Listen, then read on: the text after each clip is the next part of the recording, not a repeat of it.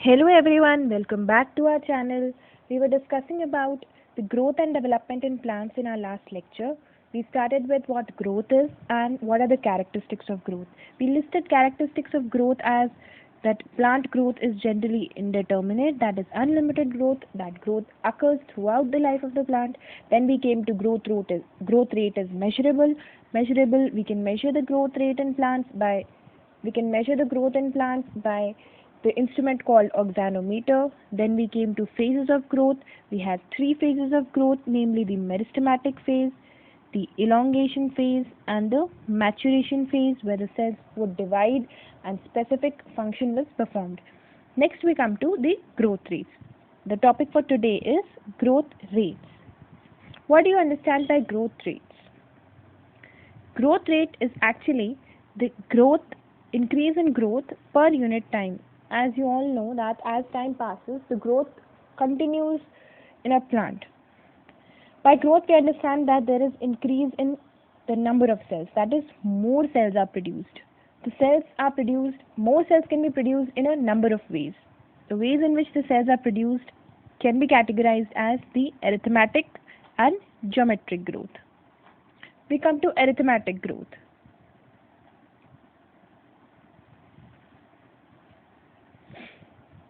Arithmetic growth के अंदर क्या होता है कि cells that are dividing by mitotic division. Which type of division? Mitotic division. And only one daughter cell will continue to divide while the other differentiates and matures.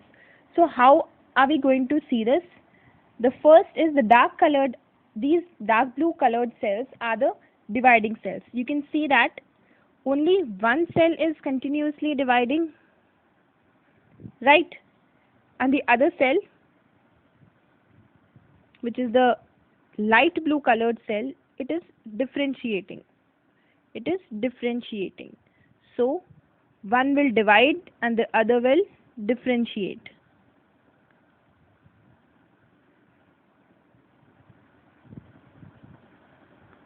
The red colored or the dark blue colored cell will divide and the light blue colored cell or the black marked cells will differentiate, right? And when we plot a graph of the arithmetic curve, arithmetic growth का जब हम graph बनाएंगे तो graph का कैसा type होगा? Linear curve is obtained. Okay, so 3 points are there. The first point is that mitotic division is taking place. The second point is that only one cell is dividing and the other cell is differentiating. And the third point is that linear curve is obtained. When we come to mathematical representation of the arithmetic growth, the mathematical representation could be done by taking L on the x-axis and T on the y-axis. You can see that the curve here obtained is linear curve. LO is the initial length, LT will be the final length, and in time T. The representation can be done as LT is equal to L0 plus RT. This is the formula for arithmetic growth, where LT is the length in time T, L0 is the length at time 0, that is the initial length. Here, R is the growth rate at which the growth is taking place, or the elongation rate per unit time. The formula is important and is to be learned. Next, we come to the geometric growth. Geometric growth, this is the most common system of growth. This rate is the most common system of growth because it is the growth in natural conditions, natural environment. The most systems have में क्या होता है? Initial growth जो होती है, that is slow. Initial growth is slow, which is called the lag phase. Then exponential phase comes, which has rapid growth. Rapid growth takes place in the exponential phase. सबसे important और differentiating और distinct feature जो geometric growth का है, that all the cells are dividing. Can you see? All the cells are dividing. There is no cell that is losing the capacity to divide, and differentiation is not taking place. All the cells are in continuous state of division, right? Next point, we see that after the exponential phase is over, the supply of nutrients is limited. That is obviously going to take place because when such a great rate of exponential growth rate is there, after that the nutrient supply is going to be limited. This growth is called the stationary phase of growth. When we look at the graph which has all three phases of growth, the first phase, this is the lag phase. Till here, you can see that the growth is very slow. After that, it is the exponential growth, rapid increase in the weight. You can see there is a lot of increase and rapid division takes place here. Then comes the stationary phase. At this point, what happens is the nutrient is becoming limited. Limited supply of nutrients is there. In such a condition, what will be happening is that the growth will cease or the growth will slow down again. That is, the stationary phase will come. Now we come to the mathematical representation of the geometric growth. As you earlier saw that in arithmetic growth, we had linear graph. Here we are having a special type of graph, that is sigmoidal graph. Sigmoidal growth जो है, that is a common characteristic of basically सारे ही living organisms क्या होते हैं, क्योंकि हमारे environment का क्या सीन है कि वहाँ पे जो लिमिटेड न्यूट्रिएंट्स हैं वो बहुत लिमिटेड अमाउंट में है.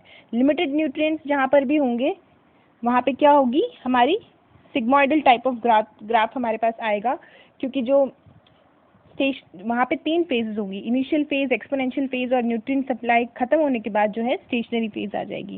When we come to the geometric growth का expression, the final formula that we have with us is that W1 is equal to WOERT, where W1 is the final size. As you can also see in the graph, this is the final size, WO is the initial size, and R is the relative growth rate. What is relative growth rate? We will come to it in the later section. T is the time of growth and E is the base of natural logarithms. This formula is again to be learned. In geometric growth, only 2 points are there. That first, the sigmoid curve is obtained and it is the most common characteristic feature of all living organisms. And the formula. Now, after understanding both the processes of growth, arithmetic growth and geometric growth, what have you realized? That plant growth कैसी है? Geometric है कि arithmetic है? Any idea? This is a picture showing the stages of plant embryo development. We will see what type of growth is taking place in it. This is the zygote cell and it is dividing. The yellow colored cells, as you can see, are the dividing cells. So in initial phase, that is from here to here, geometric phase of growth is there. That is, every cell will divide. When all cells are dividing, this phase is called as the geometric phase. After this, at this stage, you can see that some cells are dividing while the others cease to divide and have stopped dividing. That are the red colored cells are the cells that are not dividing. The green colored cells are those that are still capable of division. So you can see that the plant growth is actually a mixture or a combination of arithmetic plus geometric growth. Both the type of growth are taking place in the development of a plant. Clear? Now we come to the growth rates. We left the relative growth rate point in the geometric growth rate that we will understand here. When we have to quantitatively compare the growth, when you have to compare कि किस time पे कैसी growth हो रही है, what type of growth is taking place, तब हम क्या यूज करेंगे, हम ग्रोथ के लिए ग्रोथ को कंपेयर करने के लिए 2 type of growth rate use कर सकते हैं. The first is the relative growth rate and the second one is the absolute growth rate. Relative growth rate, that is represented by small r, it is the measure of ability of plant to produce new plant material.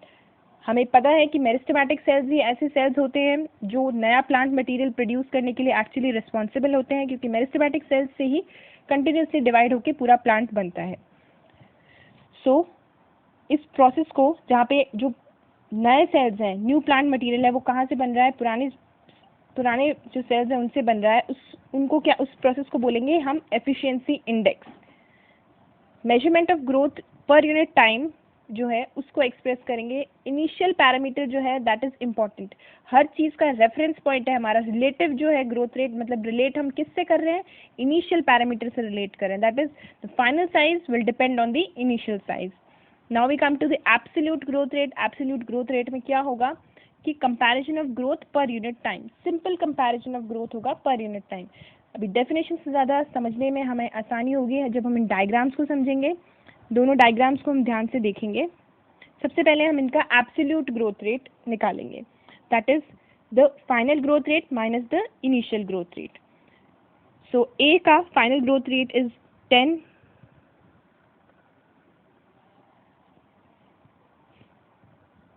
minus the initial growth rate is 5 centimeter square is equals to 5 centimeter square। ये आ गई हमारी absolute growth ए की। B की absolute growth निकालने के लिए हमें क्या करना पड़ेगा, वही सेम फॉर्मूला, फाइनल ग्रोथ जो कि है 55 माइनस इनिशियल ग्रोथ जो कि है 50, उससे हमारी ग्रोथ आ गई एब्सोल्यूट 5 सेंटीमीटर स्क्वायर। क्लियर? तो हमारी एब्सोल्यूट ग्रोथ रेट जो है दोनों की 5 सेंटीमीटर स्क्वायर आई है। Clear enough? Now we come to relative growth rate. Relative growth rate में हमें क्या देखना है कि जो इनिशियल है उसके रिस्पेक्ट में देखना है। जैसे कि अगर हम ए की रिलेटिव ग्रोथ निकालेंगे, रिलेटिव ग्रोथ का फॉर्मूला है जो इनिशियल ग्रोथ थी और फाइनल ग्रोथ, उन दोनों को कंसिडर करते हुए हमारा फॉर्मूला है कि जितनी ग्रोथ हुई है प्लांट में that is 5 centimetre square upon the initial growth that is initial length that is 5 centimeter again into 100. What will we get? 100, that is 100% growth has occurred in plant A. Now when we talk about the plant B, in it same formula will apply. The growth that has taken place, that is 5 centimeter square upon the initial growth, the initial length, the initial area, that is 50 centimeter square into 100. What will we get? 10% growth. Can you see the difference between the relative growth of both? This is 100% growth and here we have only 10% growth. So the relative growth rate always, initial parameter जो है बहुत ज़्यादा important role play करेगा। relative growth rate पे आपका question NEET में और आपके जो बोर्ड एग्जाम्स है उसमें बन सकता है। So this is a very simple concept पर थोड़ा tricky है, so इसको ध्यान से समझेंगे तो बहुत आसानी से समझ में आ जाएगा। Now we move to conditions for growth. What are the conditions that are required for growth of a plant? सबसे पहले हम 3 basic conditions जो हैं उनको देखेंगे। First condition is water. Water is required. Next is the oxygen and the final is the nutrients. अब water करेगा क्या एक plant में आने के बाद में? Water जो है एनलार्जमेंट, सेल के एनलार्जमेंट के लिए बहुत ज़्यादा इंपॉर्टेंट है। वाटर हमें पता है कि जो है यूनिवर्सल मीडियम है, जो सारी एंजाइमेटिक एक्टिविटीज़ होंगी, growth related enzymatic activities, metabolic processes जो होंगे, उन सब के लिए हमें मीडियम चाहिए जो कि वाटर प्रोवाइड करेगा। Next is oxygen. ऑक्सीजन क्या होगा? ऑक्सीजन हमें पता है कि इलेक्ट्रॉनिक ट्रांसपोर्ट चेन में जाके मेटाबॉलिक एनर्जी यानी कि एटीपी प्रोवाइड करता है। Oxygen will provide ATP, water will provide medium. Then finally the nutrients. Nutrients जो हैं वो क्या करेंगे? प्रोटोप्लाज्म का synthesis. As you all know कि हमने पढ़ा था कि ग्रोथ में एक्चुअली होता क्या है, प्रोटोप्लाज्म में इंक्रीज होता है। तो सबसे ज़्यादा इंपॉर्टेंट कौन हुए? न्यूट्रिएंट्स। न्यूट्रिएंट्स क्या बना रहे हैं? अपना प्रोटोप्लाज्म बना रहे हैं। Nutrients are synthesising protoplasm. और जो है अपन को एक चीज़ और प्रोवाइड करते हैं that is energy. Next, in 3 basic और सबसे मेन इंपॉर्टेंट कैरेक्टरिस्टिक्स के अलावा हमें इंपॉर्टेंट कैरेक्टरिस्टिक जो है टेम्परेचर चाहिए होता है और लाइट चाहिए होती है। ना टेम्परेचर और लाइट जो है वो दोनों ही हमारे कौन कंट्रोल करेगा? सन कंट्रोल करेगा। सन हमें टेम्परेचर कंट्रोल करेगा और लाइट भी कंट्रोल करेगा। उसके अलावा एक इन्वायरमेंटल सिग्नल है gravity, that is also an important condition for growth of the plant. So 3 main conditions, water, oxygen and nutrients.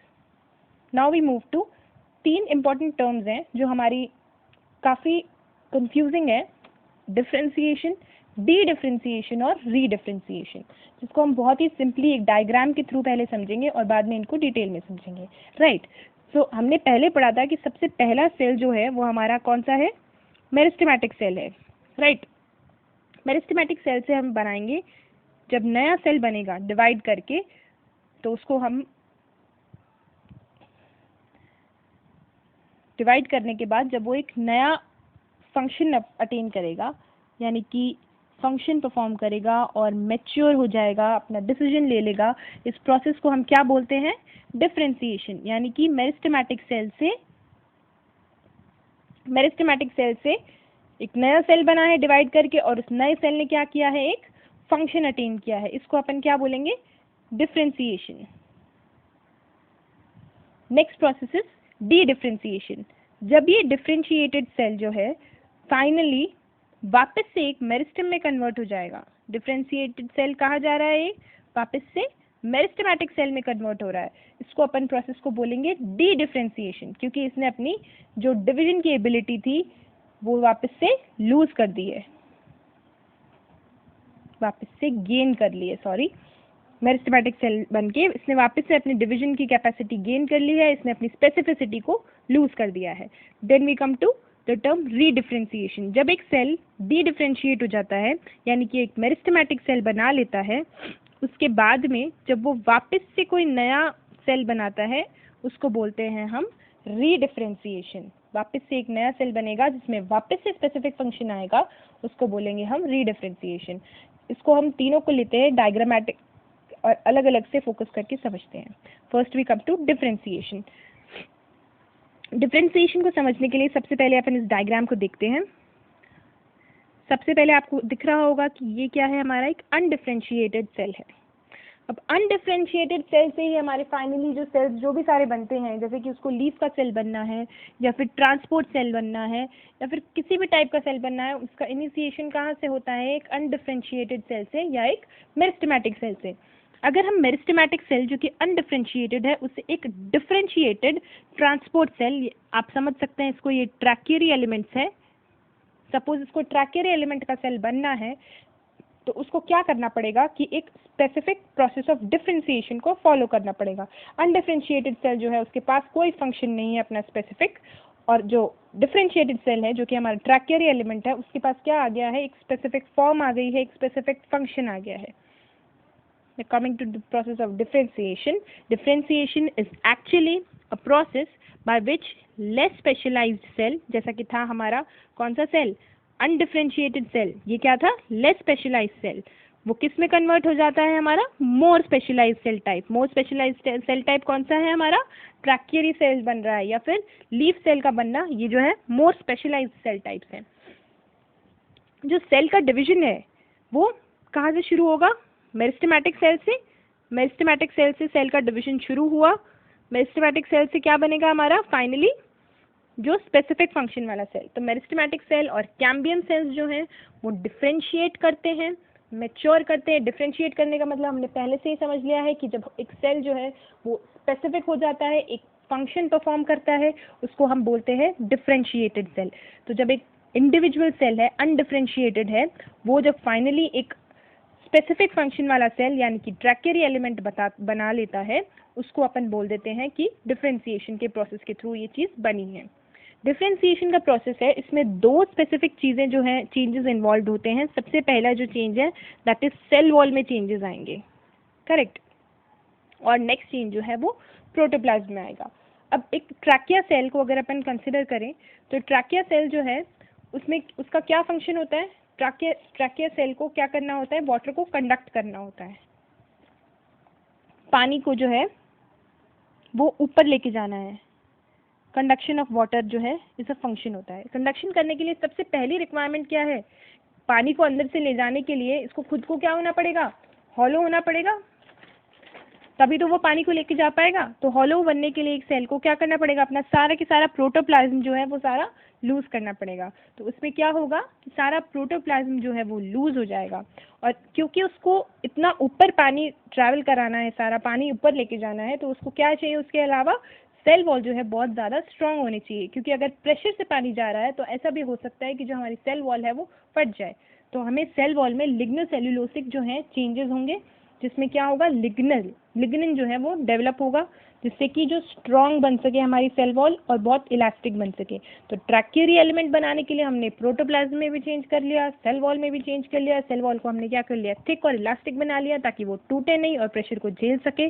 Protoplasm को क्या कर लिया हमने, सेल से हटा दिया ताकि वो सेल जो है वो हॉलो हो जाए और पाइप जैसा स्ट्रक्चर बन जाए पानी को आसानी से ऊपर ले जाने के लिए। ये हमारा डिफरेंशिएशन प्रोसेस था। डिफरेंशिएशन प्रोसेस का एग्जांपल हमने लिया है फॉर्मेशन ऑफ ट्रैक्यूरी एलिमेंट्स, जो कि आपको आसानी से समझ में आ गया होगा। Next we are coming to the process of dedifferentiation और रीडिफरेंशिएशन। ये दोनों प्रोसेसेस हैं वो आपस में लिंक्ड हैं। डी डिफरेंशिएशन जो है सबसे पहले अपन वो पढ़ेंगे। अगर जैसे हमारा एक सेल था, नॉर्मल सेल डिफरेंशिएट हो चुका था, उसने अगर जो अपनी डिवीजन की एबिलिटी को लूज कर दिया, डिवीजन की एबिलिटी को गेन कर लिया, अपनी स्पेसिफिसिटी को लूज कर लिया, तो क्या बनेगा, वो डी डिफरेंशिएट हो गया। यानी कि अब उसमें स्पेसिफिसिटी नहीं रही, स्पेसिफिक फंक्शन नहीं रहा, अब वो सिमिलर है अनडिफरेंशिएटेड सेल के। किसके सिमिलर है, अनडिफरेंशिएटेड सेल के। तो डिफरेंशिएशन प्रोसेस को अपन समझेंगे। लिविंग डिफरेंशिएटेड सेल जिसमें कि डिवीजन की कैपेसिटी है वो लॉस्ट हो चुकी है। तो डिवीजन की कैपेसिटी लॉस्ट हो चुकी है हमारे डिफरेंशिएटेड सेल में, उसमें क्या होगा, रीगेन होगा। किसका रीगेन होगा, डिवीजन कैपेसिटी का रीगेन होगा, और वो फिर से क्या करेगा, नए सेल्स को प्रोड्यूस करने की एबिलिटी उसमें वापस आ जाएगी। ठीक है, तो it is going to produce new cells. इसको बोलेंगे अपन डी डिफरेंशिएशन प्रोसेस, क्योंकि जो पहले स्पेसिफिक सेल था वो अब अनस्पेसिफिक बन गया है। तो सेल का एक्चुअली क्या हो रहा है, रिग्रेशन हो रहा है। रिग्रेशन कैसे हो रहा है कि पहले तो वो क्या था, स्पेशलाइज्ड फंक्शन था उसका, और अब उसका फंक्शन कैसा हो गया है, सिंपलर फंक्शन हो गया है। तो स्टेम सेल्स का अपन और मेरिस्टेम्स का एग्जाम्पल ले सकते हैं। अपन इसमें क्या देखेंगे कि जैसे कि अगर अपना एक सेल था, यानी कि पेरेन्काइमा को ले लो। जैसे पेरेन्काइमा था, पेरेन्काइमा से क्या बना है, उसको सेकेंडरी ग्रोथ करनी है, तो पेरेन्काइमा से क्या बनेगा, इंटरफेसिकुलर कैम्बियम और इंटरफेसिकुलर कैम्बियम और कॉर्क कैम्बियम का फॉर्मेशन हो रहा है। इंटरफेसिकुलर कैम्बियम और कॉर्क कैम्बियम क्या है वो अपन देखेंगे, लेकिन पहले अपन ये समझते हैं कि पेरेन्काइमा सेल जो है हमारा वो कैसा सेल है। Parenchyma cell is a differentiated cell, right. And when we see the cambium cell हमारा कैसा सेल है, अनडिफरेंशिएटेड सेल। कैसा सेल है, undifferentiated cell. So differentiated cell से वापस अनडिफरेंशिएटेड प्रोसेस सेल को बनाना, इस प्रोसेस को क्या बोलते हैं, डी डिफरेंशिएशन। मतलब डिफरेंशिएशन का उल्टा, डी डिफरेंशिएट कर रहे हैं। अब हम देखेंगे कि कैम्बियम सेल क्या है और कैम्बियम सेल क्या है। कैम्बियम सेल जो है वो एक्चुअली अनडिफरेंशिएटेड सेल होते हैं, जो कि दो टाइप की कैम्बियम यहाँ पे लिस्टेड है। सेकेंडरी ग्रोथ के लिए ये बहुत इंपॉर्टेंट होते हैं। इंटरफेसिकुलर कैम्बियम और कॉर्क कैम्बियम को जब हम देखेंगे,